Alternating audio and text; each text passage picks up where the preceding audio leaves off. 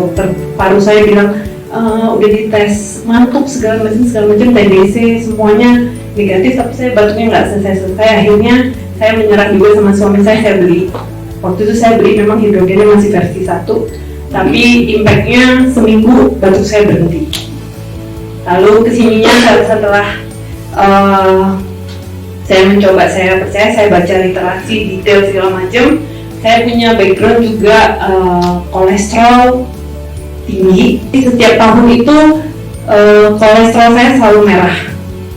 Dan karena saya ada penyakit hepatitis pun level saya selalu ada bagian yang merah. Either itu SGOT, SGBT. Tapi tahun ini, puji Tuhan, medical check up saya itu sampai, mungkin kalau di kantor saya nih Bu, Menara BCA situ, kayaknya saya udah di level nih. Ini wanita hidrogen nih, wanita hidrogen itu udah ke brand badan saya. Jadi setiap orang mau bilang, mau cari air hidrogen, mau tuh juragannya hidrogen gitu, semuanya sampai udah ngomong gitu. Dan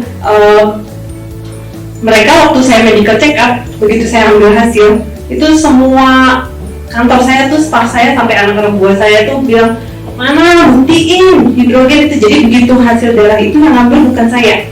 Jadi medical check up saya itu boleh diwakili ambilnya, diambil sama staff saya terus dibukain sama mereka masing-masing. Memang saya deket sih sama mereka, dari adik saya sendiri. Begitu mereka buka terus mereka diem.